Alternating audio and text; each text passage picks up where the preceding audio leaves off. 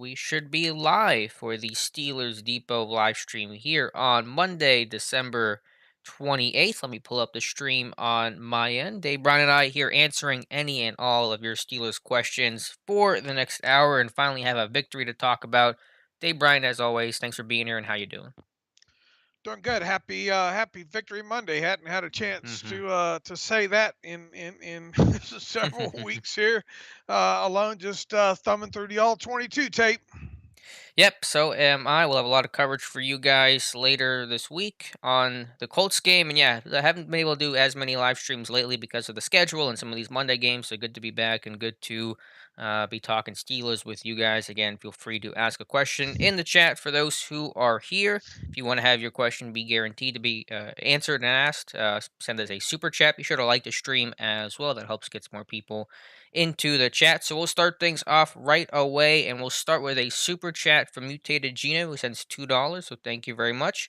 And he asks, aren't the first 15 plays based on film study? This is in reference in a conversation we've had about the Steelers' struggles with their opening script and opening drives. They've only scored one touchdown their last 31 possessions.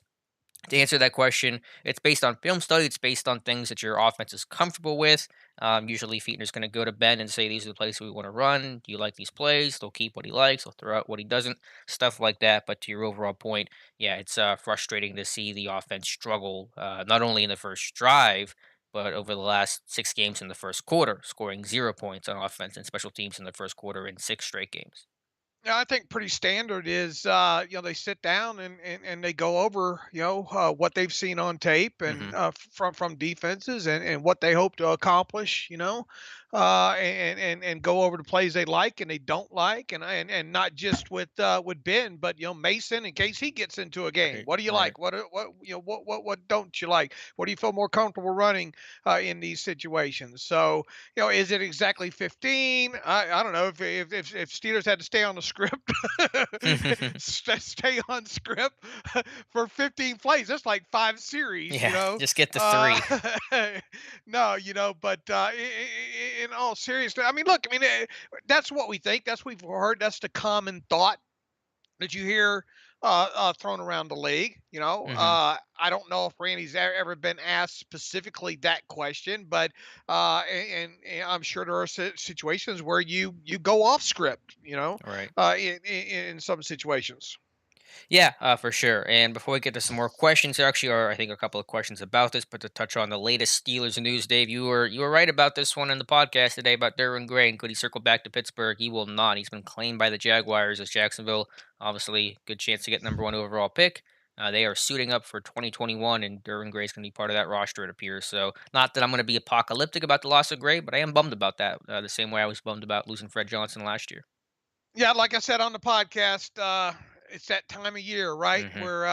We're because look, even if players that you've got an expanded practice squad, and obviously you got bottom end of rosters, and with all you throw in the COVID stuff. I haven't looked at their COVID situation with Jaguars to see if they've lost anybody that way. I haven't looked at their injury situation there, but it's not uncommon for players, a couple years in the league obviously that were drafted in some way, shape, or form. If they get put on waivers and it looks to be a situation where the player's healthy and not a misfit or anything like those, a lot like that a lot of times, not all the time, obviously, but it's not uncommon, especially when you're talking about linemen too. Everybody needs linemen Hmm. this time of year. So I would expect him to end the season on the Jaguars roster, obviously, with it being week 17, and then remaining with them throughout the summer. Yeah, he's going to get a futures contract for sure.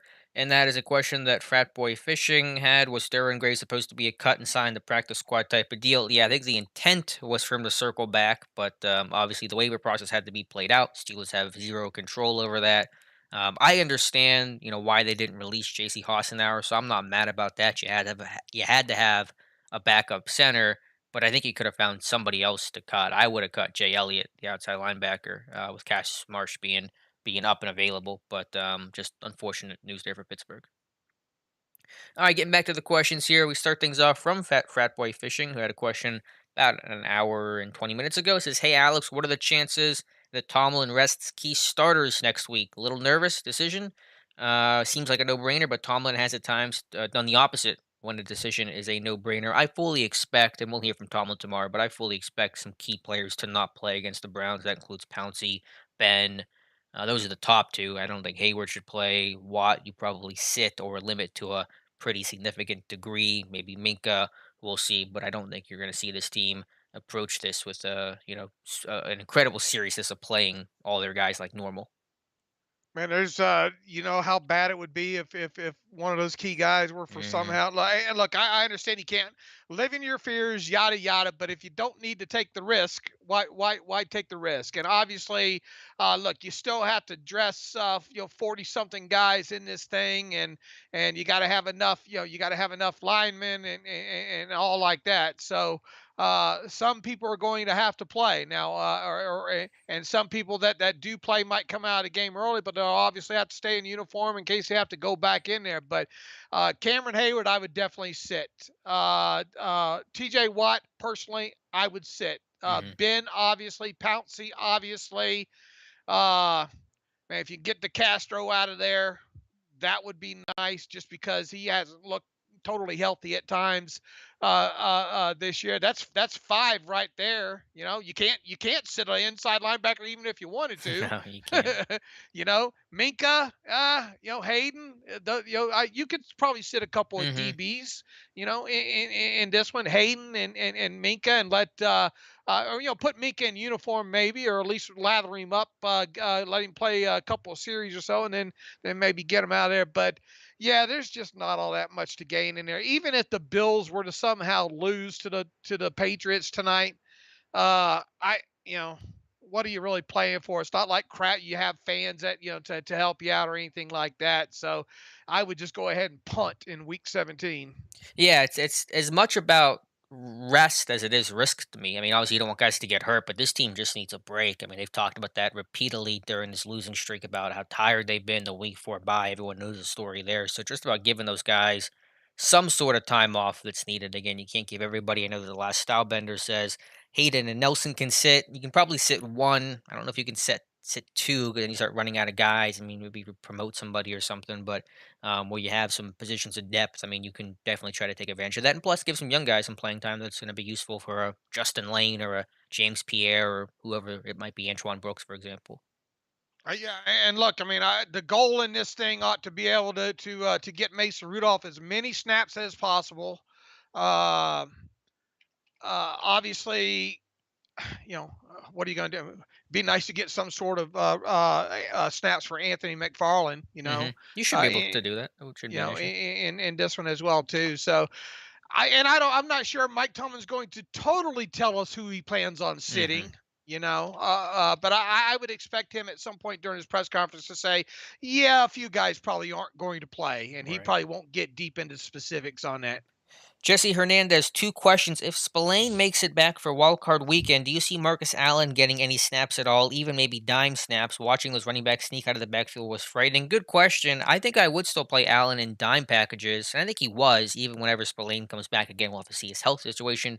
Obviously, he did not play versus the Colts. I think he'd get back in 2 weeks from now, but we don't know that for sure. But yeah, I think if Allen is available, if you can play him in dime and your communication is still sound and you're comfortable in that, then you play Allen in dime because you're right. You want some more speed on the perimeter. He also asked, would you consider activating Dobbs and using him in a similar role as Brissett for maybe second and one and third and ones? I don't think you can dedicate your quarterback spot solely because of that. So I understand the question there, but with how infrequent that would be, one play maybe in a month, I don't think you can give Dobbs the hat just for that reason alone. Mike Adesso says, "Hi guys, can you imagine being Eddie Faulkner at NC State and actually giving the ball to Samuels over Naheem Hines? I sure would like Hines in this offense. Me too, Mike. I mean, Hines is what Samuels was supposed to be. Hines drafted around earlier than Samuels, and I think this team needs to find a receiving back in the draft in 2021.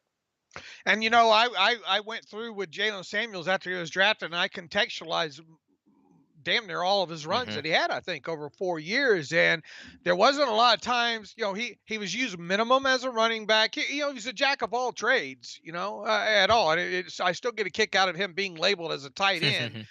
Because you can stand in a garage, it doesn't make you a car.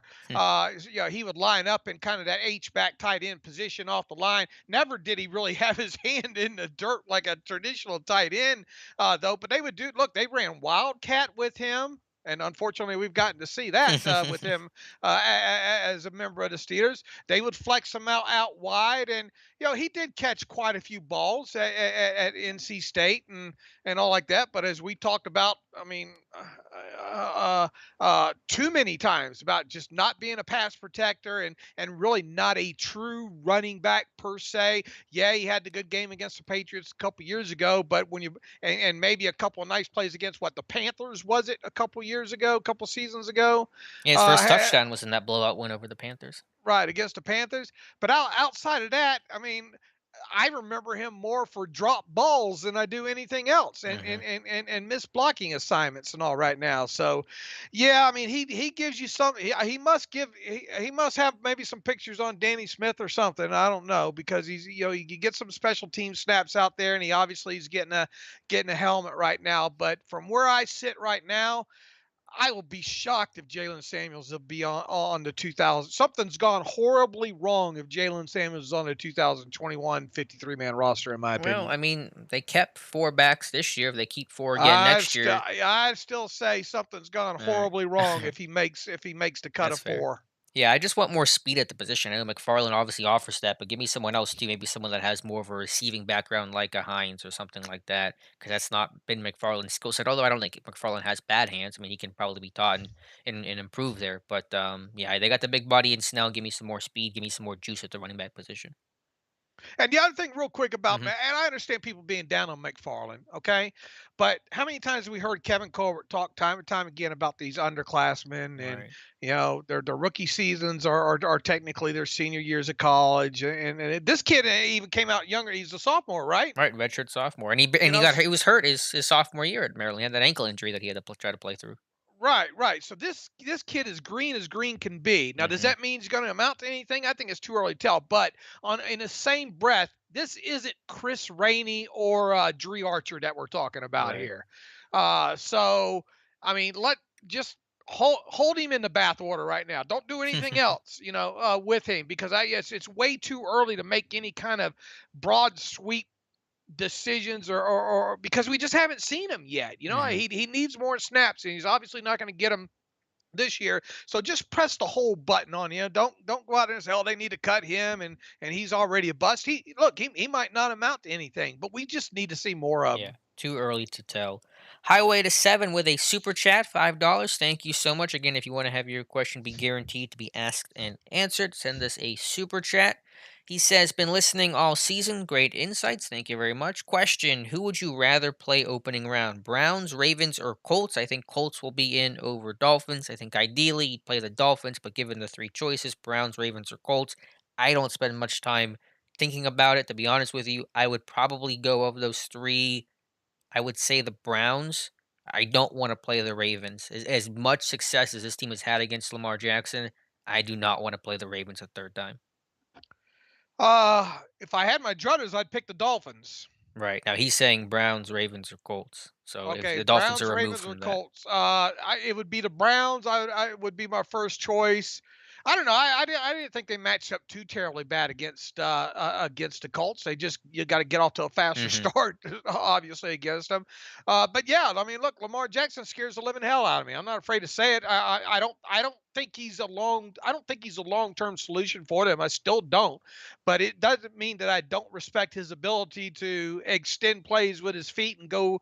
Not only can he go 20 yards on you, he can go 220 yards on you in a heartbeat. And those two teams just know each other all too well. And the Ravens' ability to run the football and play keep away at times, and especially late in the season against them, the Steelers haven't had a lot of success. You can't, it would be a good game, I think, but I would much rather take my chances and play the Browns. But obviously, we don't get to make that decision. Right. So we shall see. I have a feeling they're going to face Baltimore there in the wild card weekend, but we'll see what happens next couple of weeks to Who set who that up. who, who should be favored if that's obviously in Pittsburgh? Should the Steelers be underdogs there, or is that a pick 'em or I a 1 point imagine they'll game? be like 1.5 to 2 point favorites, mainly Okay. because it's at home. But just that run defense has struggled. It suffered with the losses and the injuries, even getting Spillane back. I mean, Baltimore has run this ball, down Pittsburgh's throat, even when they've been healthy and played well overall. It's just hard to. You can't stop the run in the playoffs. It's hard to win, and I think I just don't want to see that again because Baltimore's going to go for a buck 50 plus, and that's going to put them in a good position to win. All right, Suleiman Jelani says, "Is there a chance the Steelers' offense plays a quarter or half to keep the rhythm going on offense?" I think Dave and I kind of talked about some of the guys who probably won't play. Again, it's not like the fourth preseason game where you can sit everybody. You still have a 90-man roster. I mean, you're going to have to still play a decent amount of your starters and most of your offensive line. Probably everybody but Pouncey. Maybe you sit the Castro, as you mentioned, Dave. But you're going to have to play most of your guys, because you only have so many roster spots available to work with. Yeah, look, I mean, at most you can have 55 on the active, And 48 on your game and day, then right? 48 on the game day active. So I mean, you can only have seven. Well, what is it? It would make seven inactives in total, Hmm. right? Right. And so you still going to have. Now, do you have to play all 55, or I mean, all Hmm. 48 that you dress? No, but I mean, when you cycle through your special teams and all like that, I mean, you're still going to have to play a good 42 players, I would think. Right. And if you have a couple of injuries, then those guys are in active spots right there. So, I mean, again, it's just, one of those things where you just can't sit everybody. You try to sit Ben, Pouncey, that's where I start. I'm sitting Hayward because he's played a ton this year. Watt, you probably sit. I want to be selfish and get him a half sack this year, get him to 16 sacks. But obviously, the season and winning matters a whole lot more. But so that's where you start with your key guys and you kind of go from there. Jack Powell says, I tell you what, Mhm. I have Wormley and Carlos Davis and a few of those other backups there. I want them to sleep well after that game on Sunday. They finally showed more of a defensive line rotation. They had, I think, combined 26 snaps or whatever the number was, like 26% of the snaps went to backup defensive linemen, which was good to see after those was really shrinking to like 5 and 10% the weeks before. So a better D line rotation, I think, is helpful. And one reason why you saw this defense rise to the occasion in the second half, as opposed to struggling like they did against the Bengals and Washington and Buffalo, where they felt like a really tired unit in the second half. Jack Powell says Claypool deserves a ton of credit for his blocking on the final offensive drive. Juju got stood up, but Claypool erased his man on both blocks. I'll have to go back and check that, Jack. But yeah, I think some of the perimeter blocking in the Bengals game, also against the Colts, was probably better. And Claypool certainly one reason they talked about, the Senior Bowl at some of those blocking 101 drills. They were really impressed with Claypool's kind of tenacity. Obviously, he has the size and frame to do that. And so that's a bonus, but it is a benefit of having a 6'4", 230-pound receiver. All right, going through some more questions here. John Pennington, David Alex, what changes do you think the Steelers should make in the upcoming offseason, both players and coaches who need to be replaced? I mean, they're going to be losing a lot of guys, not by choice, but just by the financial aspect of it with all the free agents they have. In terms of coaching staff, I'm not there yet. We'll see how the season plays out. So I haven't really thought about coaches who may or may not be replaced right now. But yeah, I don't really have a great answer for you right now on that, John. I'm gonna butcher the name here. I apologize. Yarin E. I'm just gonna say Yarin E. Ben called the plays at the second half. He also played at the same time. So, do you think that this is how the Steelers' offense should take things? Yeah, there's been some different reporting about how much was, and I don't like to do the whole drawn up kind of thing, but apparently Juju was talking about. Did you see that report? I'm trying to frame this correctly, Dave, about Juju talking about the second half offense and Ben was using stuff they really didn't practice that much and kind of using that for the second half spark? It's a secondhand report though, so Right, right, it wasn't yeah. I mean it's a verbal report. So unless Right. we got we don't have the full context Mhm. here. It's hard to base anything off of. Then you have Ebron saying that we practiced the plays. Right, So exactly. you know, uh, I don't know, twist it whatever you want to fit your narrative. Yeah. If you want to fire Randy Fietner, then go ahead and say that Ben called all the plays in the second half. Hmm. If you don't, then you take the others. So, I mean, how are we supposed to answer this question when we don't have the context? We have the Zoom, we had the full Zoom from Eric Ebron today, so we Hmm. can tell you the context that he used.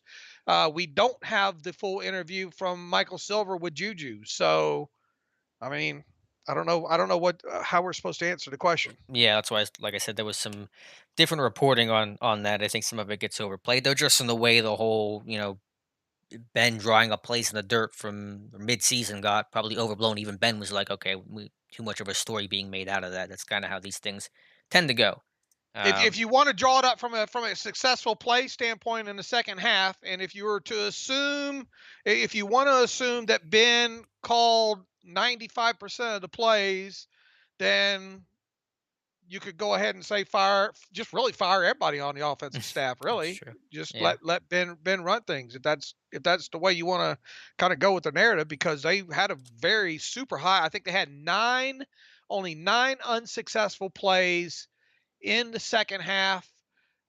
In total, I think 4 or 5 of those were incompletions, and then the others were runs. And I did not include Neil Downs right, in that. I excluded Neil Downs. So it was an extremely high success play rate, not just runs but passes in the second half of that game, and was really the difference. for sure. Obviously the difference in the game. Absolutely. Highway to Seven, another super chat, $2. Do you rest players Sunday if Buffalo loses tonight? Regardless of what Buffalo does or does not do tonight, I rest key players against the Browns because even if Buffalo wins or loses, either way, you're playing for the 2 versus 3 seed. That doesn't matter enough to me to play Ben and Hayward, etc., in the finale. Yeah, if we were talking a difference in maybe the one seed here Sure. and a bye, or if we're, I don't know, even if you're talking maybe about having fans in the stands and maybe making maybe I could have my arm twisted a little bit more to potentially go for the number 2 seed if for some reason that comes into play starting tonight or whatnot. But now, and you and I talked about this on a podcast earlier this morning. This team's got to be just whooped right Hmm. now, just mentally, physically. It'd be so nice just to give these guys a kind of even though it's not a bye week, as close as one manufactured one as you can get to them. Look, there's already going to be a lot of them are going to have to deal with questions in the media this week about why they started slow, who's calling the plays, who needs to be fired, that kind of stuff. What did Juju dance on this week? That kind of stuff. I would just give as many. There's just, in my opinion, not enough to gain for these as a team that just try to rest as many players as you can. Absolutely. James Naylor says, "Hi, Dave and Alex, and everyone else. Happy Victory Monday. Happy Victory Monday to you as well, James." The last Stylebender says, "Do you think Spillane will be back for playoffs?" I do. He's windowed open. His window to return opens up starting this week, so he could play against the Browns if he's healthy enough.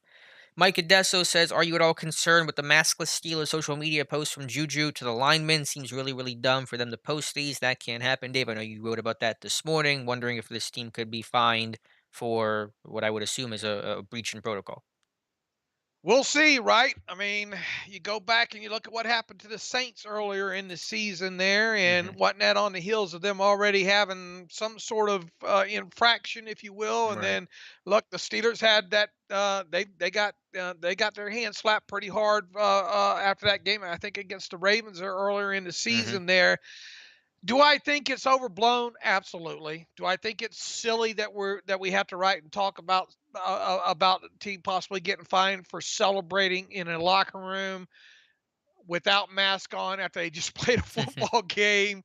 Yeah, I think it's silly, but rules are rules, right? Right. Right. Now, I don't think we've heard the outcome of the Saints. I think they are what's the word I'm looking for? They challenged that Appealed. uh, appealed it. Yeah, that was the word I was looking for. Uh, and I don't think we've heard the outcome of that just yet.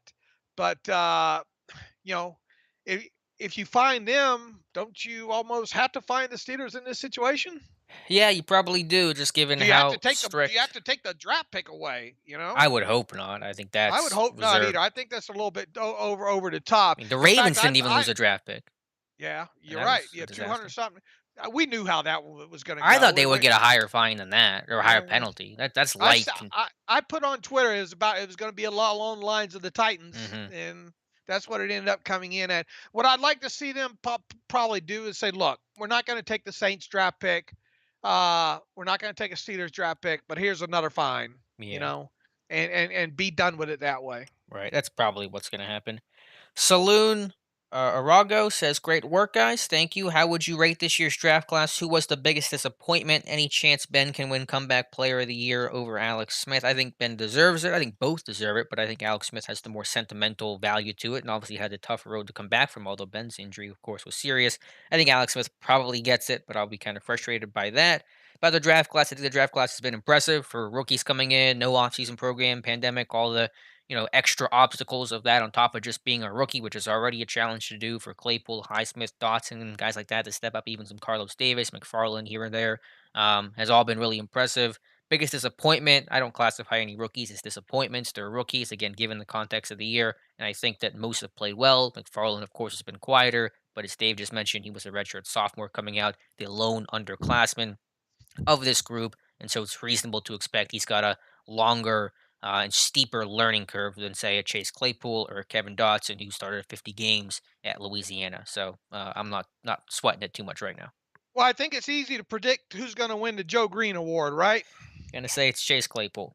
I think it's Chase Claypool as well too. I think that's a no-brainer. However, Alex Highsmith has put some nice things on tape Hmm. this last couple weeks. It's not going to be enough for him to be the Steelers Rookie of the Year or anything like that. But he's got some nice tape in the limited stuff. I haven't gone through a fine tooth comb on the offensive line from Sunday against the Colts, but the initial feel is that Kevin Dotson had a good game. Uh, uh, obviously you just wish, I mean, he just hadn't played a lot of snaps and obviously missed the last game, and was on the COVID list, I think, for a little while as well too there. So, yeah, a lot of these guys got incompletes. I mean, Antoine Brooks Jr., who knows? He could be in uniform, maybe see a snap or two against the Browns, Hmm. right? And, Sure. and we should see a lot more Carlos Davis against the Brown as well too. Not that it's going to be quality snaps to kind of judge when you have most of your second string defense in there. But I always look at it this way, man. Your top two or top three draft picks, you know, obviously your top one you better hit on. You better hit on at least one of your next two. And I think the Steelers potentially have done that in Alex Highsmith. The rest of them. Can you get Chase Claypool to a second contract? Well, the Steelers don't have a long history of doing that with any wide receiver, really.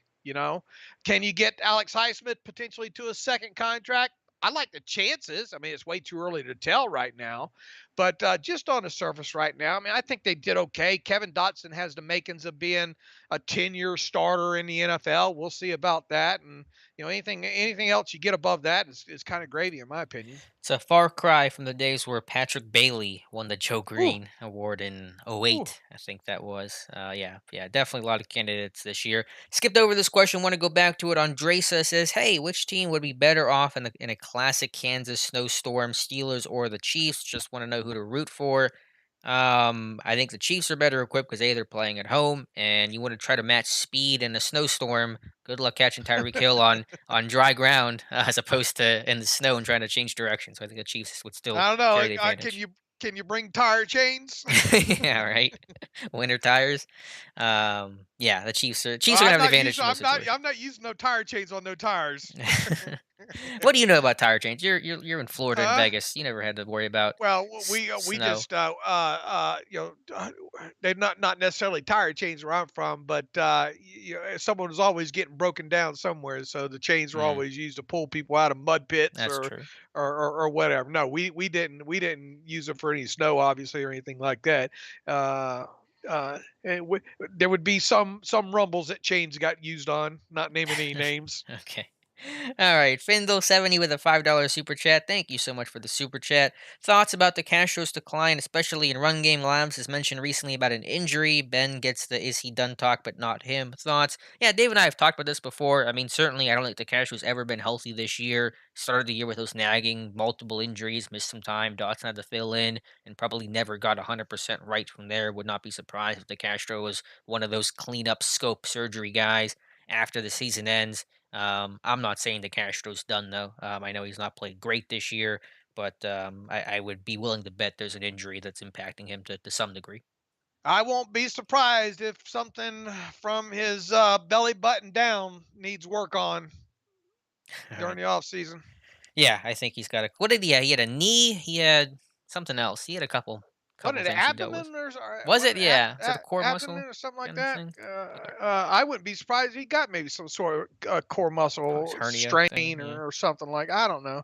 I won't be surprised. I'll tell you that. We'll see. Yeah, same here. Let me go back up through the questions here. Again, Dave and I here for another half hour answering any and all of your Steelers questions, at least as many as we can. Garrett Slingerland says, I know this probably will require the all 22 to answer, but was that a Steelers win or a Colts loss? I'll take it either way, but I'm curious about your take on it. I think it was a Steelers win. I think they forced the turnovers, they created the big plays, they pushed the ball downfield, and they made the stops when they had to. So obviously the Colts, I'm sure, is talking about what they did wrong and probably mad about the refs or whatever the case is, but I think Pittsburgh just legitimately played a lot better in the second half. Well, you can't turn the football over, right? Yeah, and they didn't. They were +2 in turnover differential, and that was huge in this one.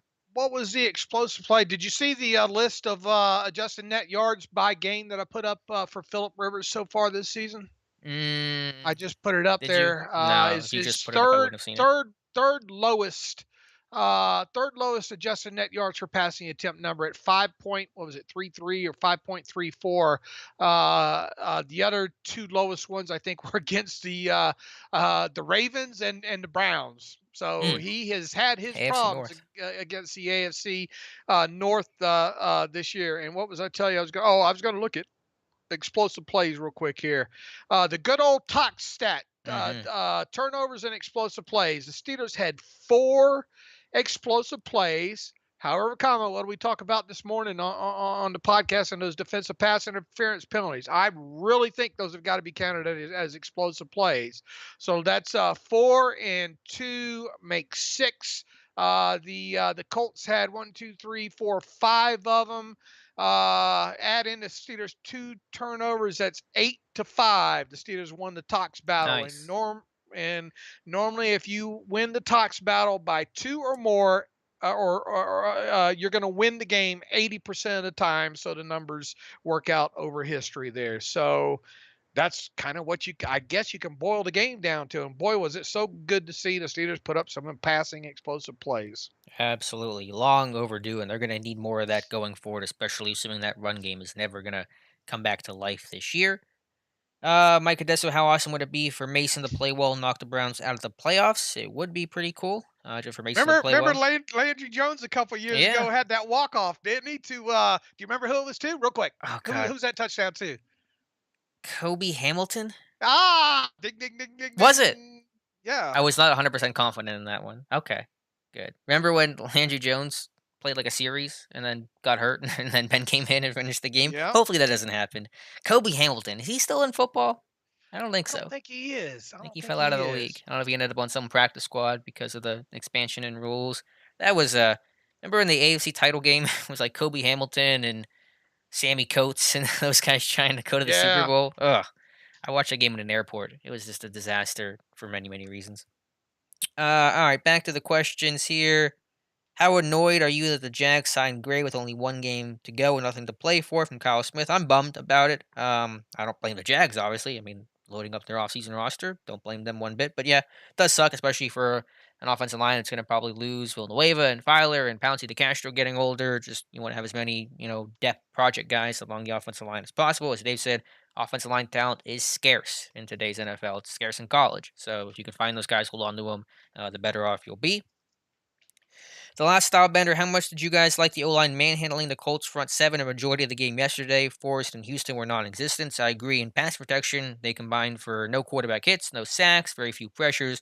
Run game, different story. But yeah, I thought controlling the line of scrimmage, really, as you said, Houston and Buckner and Autry and all those guys, very quiet as pass rushers. The only sack came off a blitz, which is rare for the Colts to do. Kari Willis came flying in, free off play action and drop in. Overall, I was happy with that for sure. Couple super chats coming in here. Chad Weiss, $10. Happy holidays. Thank you, Chad. Happy holidays to you and yours as well. Appreciative of the super chat. And Live Loyal with a $5 super chat says, Dave, how is our current ANYA looking, and is it good enough to compete in the playoffs? And where can we look up that stat for all teams? I don't know where that number sits post Colts game, but I know it is good enough to compete in the playoffs. If you go to Pro Football Reference, pro-football-reference.com, and you click on seasons up or I'm sorry, if you click on, if you hover over seasons and you click the 2020 NFL, it'll take you to the offensive page. If you scroll down there to passing offense, you will see the adjusted net yards per passing attempt number next to each team there, and you can sort it however you want. Now, the Steelers' number after 15 games right now is 6.2. It's over 6, which is good. Obviously, the higher the number, the more better. You'd like to see that thing realistically 6.7 or higher. It's okay to have it around 6, just slightly over 6 if you had a running game, but you don't now. We see how Jekyll and Hyde this offense is. I think the big news here is just looking at, if you want a good reason to think that the Steelers can potentially compete, at least win a game maybe in the playoffs, it would be because of their defense there.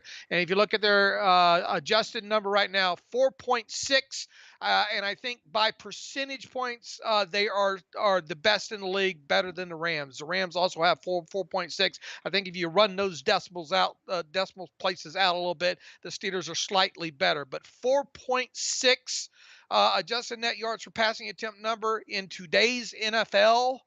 I mean, that's strong, man. hmm That is strong. That's getting after the quarterback. That's getting some sacks. That's getting a few interceptions in there as well. Not giving up very many touchdown passes. Now you could say that, man, it just doesn't feel like this defense has been past defense has been all that great. We get it. I get it. I mean, look at the third down and longs that they've had complete. They had one yesterday, didn't they?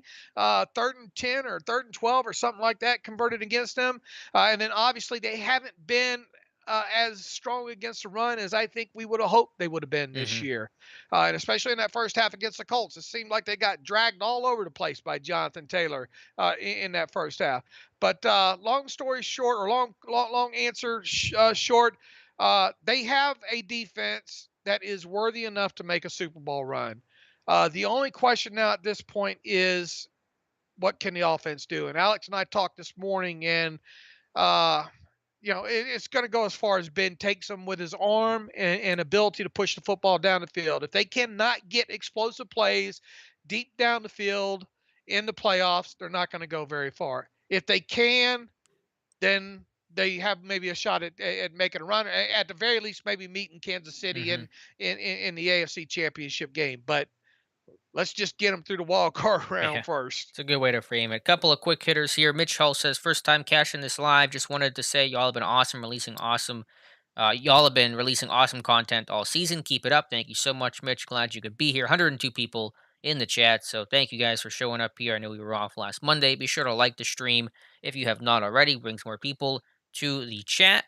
Speaking of chats, we have a super chat here from Joe Henry, $5. Thank you very much. Were you cursing that back judge like I was when he cut off Hilton's path to the end zone? I thought for sure the offense was going to stall there. Yeah, as soon as Mike Hilton picked it up, started running, I said, please get in the end zone because I do not trust this offense to punch it in if Hilton does not score. And that almost happened. Thank goodness Connor kind of squirmed his way over the goal line on third and goal for the 1 yard touchdown. But yeah, Hilton collided with that back judge, and Jonathan Taylor can scoot. I mean, a big dude. He caught Mike Hilton pretty quickly there too. So Jonathan Taylor's going to be a good player in the NFL. Real quick, while it's on top of my mind, Hmm. Steven Nelson had a little couple two tweet rant about the officiating in that game against the Colts. What do you think about that pass interference call on him? I'm not as mad as he was about it. They were calling that game pretty tight with the PIs. I'm sure Colts fans are upset about some of the calls that went against them. So I just kind of saw it as how the refs were calling the game. They weren't allowing a whole lot to get away with for DB. So I get why he's upset, but I'm not as upset as he is. I'll show up the tweets right now. What was the comment here? What did he say here? Glad we won, but them refs got to get new jobs after today stole my pick for what? A free sandwich? What is the sandwich reference? I don't know. Is there something that I'm not aware of, some sort of joke or meme that I don't know about? But yeah, Nelson was not happy. Dusk Thunder 9, do you think TJ Watt is the front runner for Defensive Player of the Year? I would say so. I think you laid out the numbers this morning, Dave, in a tweet that showed that pretty good. Leader in sacks, and he's probably going to remain there even if he doesn't play next week. 'Cause he's 1.5 up on Aaron Donald right now. I think he's got a good shot. I mean, I just think if you look at I don't think you can fault him if he's rested by his team. But Right. we'll see. I mean, the Rams obviously have something to play for, right? And so I think Aaron Donald's obviously going to have to play for them. I think he's done enough. I really do. Where was the one I just saw? I just lost where it's at here. I was gonna ask you. I was gonna actually ask you, Dave. Do you know how many Steelers in franchise history has led the league in sacks? How many times it's happened, or who did it, or who's done it? Oh, I'll give you a well, hint. It's only one. As far as at least since sacks became official in '82, only one Steelers ever led the league in sacks. Not even James Harrison when he's right. 16 Well, sacks. he leads the league. That's what Watt is in Right. a sack and a Currently. half away from James Harrison's franchise record as far as Steelers leading the league. Right. Well, only one Yikes! Steeler has ever led the league in sacks since it And became official in '82. uh, Any guesses? it's not. Is it? It can't be Kevin Green, is It it? is. It is. Is it? And unfortunately, the late Kevin Green, 14 sacks in '94, led the NFL. Wow. He That might seems have been like tied. I don't know, but he definitely at least had a share of the lead. what was it? 1994. 94, I believe he had 14, and that led the NFL. Yeah, Harrison 16. Harrison was fourth in sacks in 2008 with 16, which is crazy to think about. There were three guys ahead Hmm. of him. I forget who was ahead of him, but there were three players.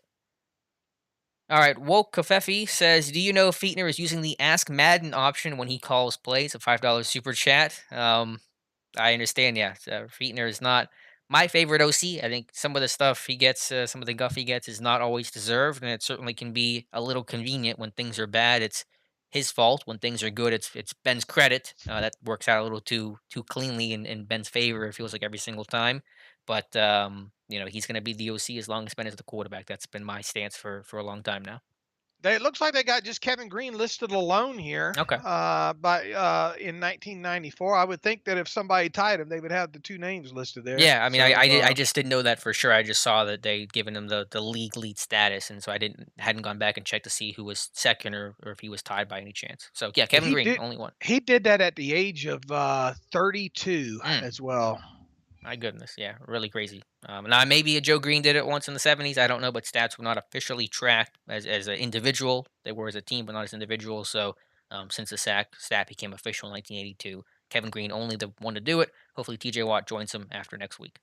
Can you imagine having the internet and the stats like this when I back way back when the Earth was cooling when Yeah, I how was a how kid? did you guys manage? I mean, you didn't have any of this information. Football cards, man. It was on the Yeah, back of that's true. football cards, baseball cards. And then obviously you go out and get the morning paper every day and read the sports section and memorize the baseball box scores and peruse the football box score. Now, obviously, as I got older, then it became where it was like the USA Today was the Bible. Mm, You made sure you always got the Friday USA Today, playing fantasy and all like that. But by the time at the age of the internet teaches us now, but by the time that stuff hit the newspaper, a lot of those blurbs, it was extremely old news mhm. and outdated. And also, the magazines every year. By the time you got the magazines every year, the draft magazines and stuff like that, oh man, it is so outdated. I just couldn't imagine being a kid, 8, 9, 10, 11 years old around in there and just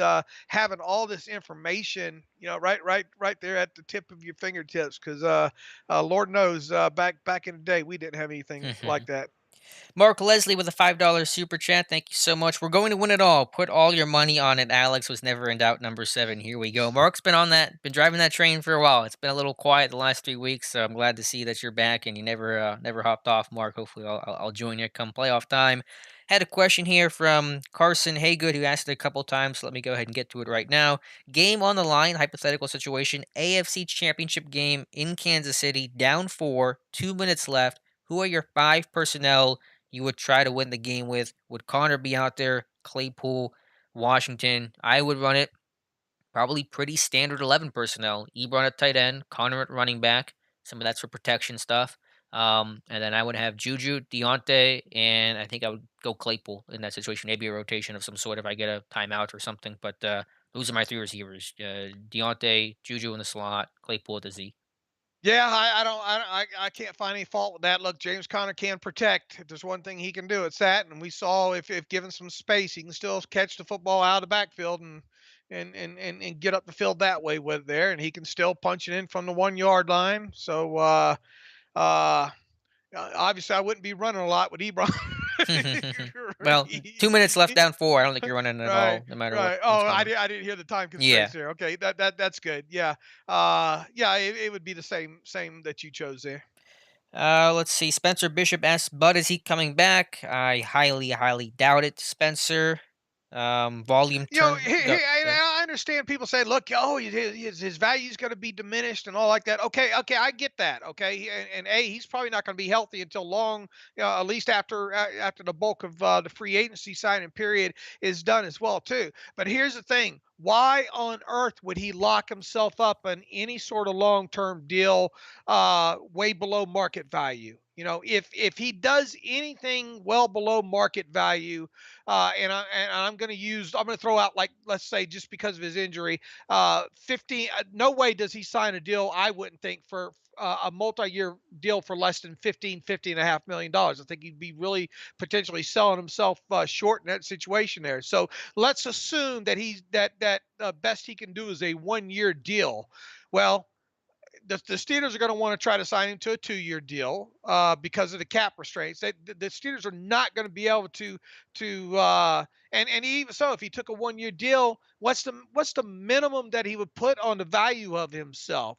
7, $8 million Yeah, I was thinking dollars. around 6 as a minimum.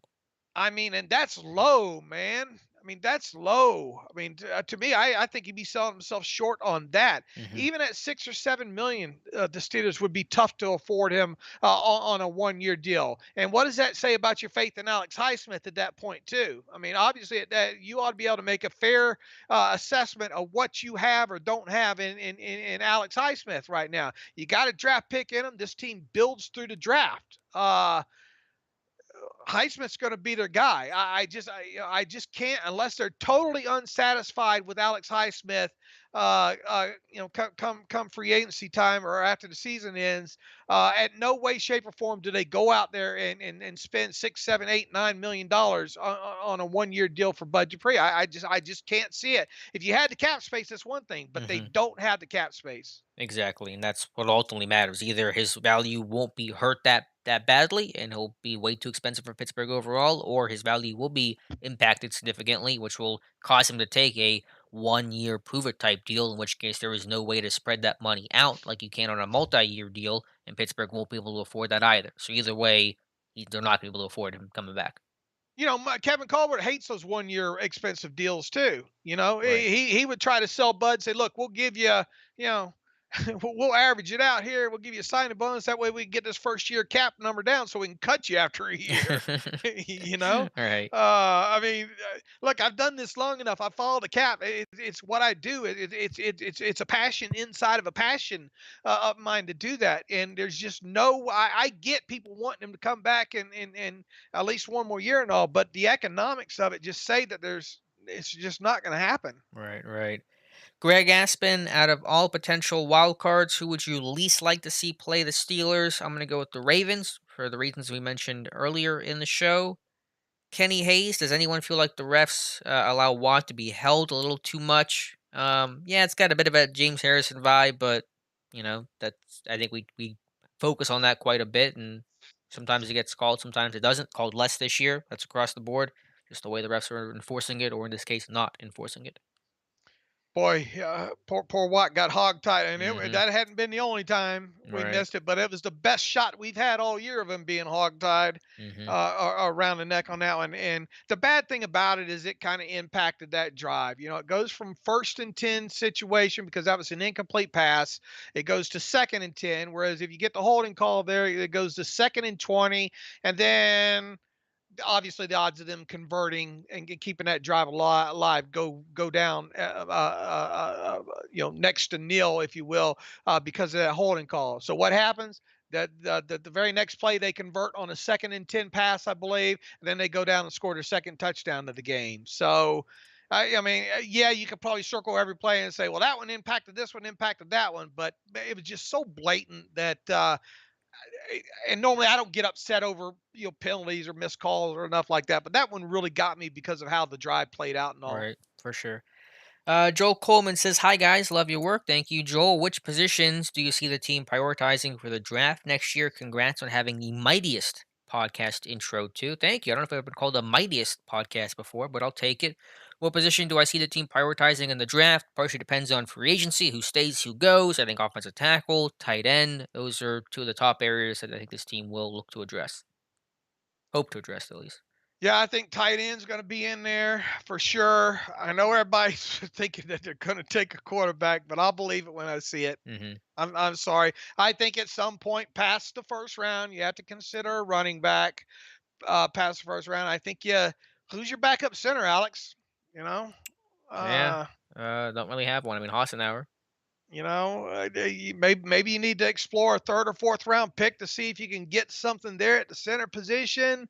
Uh, you're probably gonna need an inside linebacker body down in there somewhere Yeah. in one of those picks, and uh, Slot they usually, corner, maybe. yeah, maybe a slot corner. They'd like to draft at least one wide receiver every year somewhere. You have to Mhm. think that that's going to still be in play here as well too. So.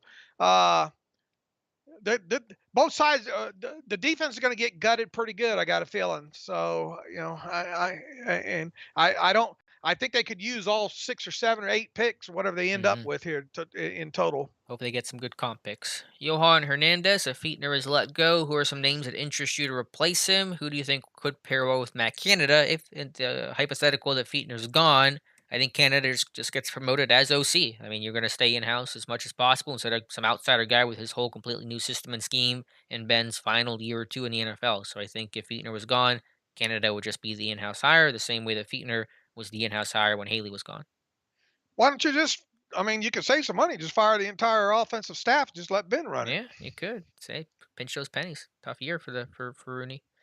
Yeah, Uh, I would go ahead and I'd fire everybody just right now and let Ben just run it all. Ghost Rider Space Ghost. The running game is fine. Interesting comment. The running game is fine. The Steelers are keeping the playbook hidden because they've already clinched. Why the hell would they not be holding back if Steelers can beat KC? That is more optimism for the run game than I've ever had in my entire life. They were bad at running the football long before they clinched a playoff spot, and I promise you, they're not hiding it, waiting for some awesome new revolutionary run scheme to be unleashed in the playoffs.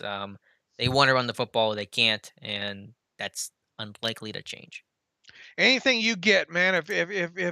If James Conner comes out in the playoffs and rushes for 130, throw a damn parade, man. Yeah.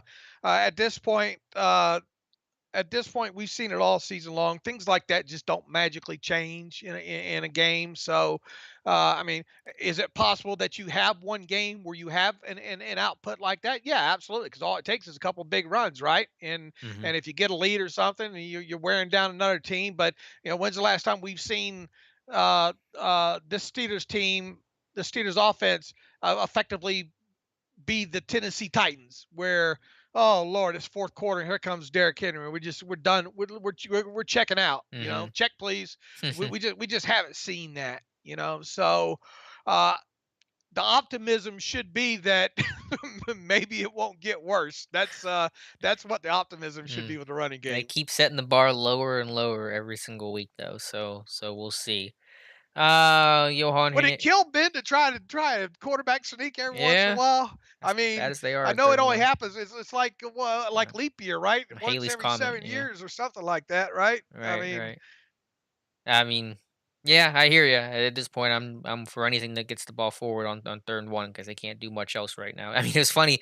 Even Tony Romo, the eternal optimist that Romo is, was talking with Nance on the broadcast last night and was like, "Will the Steelers run here?" And Romo was like, "Nope, they will not run the football. They cannot run the football." Just openly like troll, and he's right. He just yeah, even and yeah. Romo's usually pretty cheery, but he's like, "They cannot run the football," and they did not run the football. They were going shotgun, third and two, throwing screens and shoot slants to Juju. All right, here, a couple more questions to wrap up today's live stream. Eric McDay, you've talked about this already, but since our run game is non existent, why not use spread run game like old school Houston Oilers? We did good on Connor, only good run. Yeah, we talked about kind of the air raid, run and shoot type of stuff. I know you're talking about the Oilers with Warren Moon and those guys. I mean, I'm all for any ideas at this point. I think trying to spread things out, lighten the box, create more one on one matchups would be a good idea, but I'm sure there's consequences to that as well. How about what's wrong with with maybe trying to run a little bit of outside zone or something, or more pin and pull, or something like that? I mean, we saw a little bit of that against the we had there's been just minor successes along the way here, enough that makes you go, okay, maybe, and then nothing. Hmm. Uh we saw them run power against the Bengals there for a play or two with some success. We saw the pin and pull go to the right, 6 yard runs, man. I mean, I'm jumping up and down in my seat on a 6 yard run here. Uh, do anything at this point. I mean, and like I said, if for some reason they end up getting 130 yards or 150 yards in the playoffs, don't expect it. But if they get it, it's fine. I mean, they're just going to have to uh, run game alternatives, as they like to call them. With some of these quick screen passes, something that gets you 4 yards on first down. That's all you need is 4 yards on first down at a minimum. Mark Leslie, do you think we will use this game against the Browns to practice anything and everything possible to get the run game going? I like to think they've already been trying that because they want to get the run game going. So I don't know if you see anything dramatically new. The scheme is the scheme, maybe a different wrinkle here or two, but I would think it just comes down to an execution issue more than it is a giant schematic problem. I think you just try not to get Mason Rudolph without another helmet cracked upside his skull. I think That's the literally goal. Yeah. that's the goal. All right, let's keep Mason upright and keep helmets off of his head. If you can count to All, five after this game, we won this yeah, game. Yeah. yeah. Yeah. No, get inside the huddle. No helmet to the head on three. Ready, Great. break. That's I wouldn't expect much to happen this week. If you get it, fine. I mean, don't throw Mason out there with nobody out there in front of him. Hmm. I mean, obviously they're going to have some people out there, and I mean, do you really expect it? He's got to have his receivers out there, at least most of them anyway, for most of the game. I mean, there's not going to be any way around that. Resting people along those lines that way. So just give them a fighting chance. Hmm. Well, I shouldn't say fight, but give them give them a chance. Oh my. Tim Chase, I like his comment here. They hit the run game so well they can't find it. That's a Hmm. really good comment. And probably our last question here comes from Dusk Thunder 9, also about the Steelers' run game or lack thereof. Is Zach Banner getting hurt early in the season? One of the reasons why the run game is so stagnant this year. I'm sure his presence would help right now, but they ran the ball fine the first four games. He got hurt in the first one. They ran for 100 plus yards, average over 4 yards a carry against the Broncos and Eagles, and I think Texans in there as well. So it's not like they couldn't run the football in those moments when Banner first went down. They did. They can't anymore. It's just getting comical at this point, and I do not expect it to get better this season. You come out and you come out and move the football down the field more than 10 yards down the field in the air first couple of drives. You get them safeties rotating back like we saw Indianapolis do about the 10-minute mark of that fourth quarter there in that game on Sunday. That's probably your best shot at some run successive in those situations, or run game alternative successes, which Hmm. really I think that's a real thing, and we Sure. saw them use it, the quick screens over to the left and all like that, count them in the box, and if they're playing too deep, then you either hand it off or you throw the smoke screen over to the side, or a tunnel screen or whatever you want to on that. I'm fine with that, but you got to garner the respect from that secondary and get them to quit playing single high. Hmm. Chase Monster 10, will they use Chase Claypool ever again? Yes, I'm sure they will. They did not use him much in the first half again on Sunday, but they used him more in the second half. Mark, do we want the Pats to win tonight? Yes, I think so. Buffalo lost.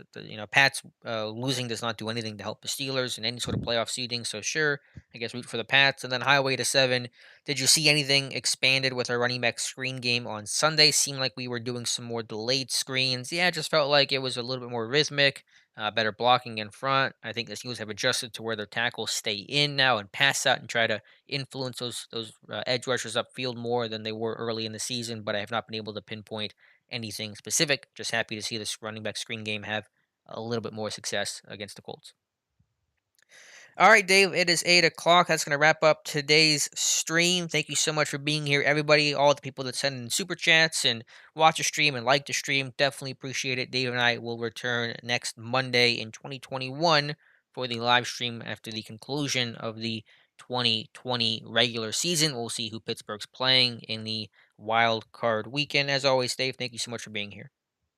Hey, my pleasure. Thanks for everybody for stopping by tonight. We'll have a game thread up tonight that'll have a running Twitter feed in it with all the highlights and all. So if you're bored looking for something to do, stop by that thread. At least put a comment in there and say hello or something like that. We kind of do that as a convenience. A lot of people aren't on Twitter, and maybe you like to get some the highlights, easy access to the highlights as they happen. I've found that Twitter stream that I set up gives you all that you need, and we invite you to stop by the site if you can. If you can't, we understand, and we just appreciate you showing up at this for these YouTube live streams and all. And Alex, thank you for putting them on. You do a Yep, great job of these. absolutely. Thank you so much. All right, guys, we will be back next week. We'll have a lot of analysis and coverage on the channel and, of course, on Steelers Depot throughout the week as well. Thank you so much for watching and listening, and we'll talk to you soon. Peace and love, everybody.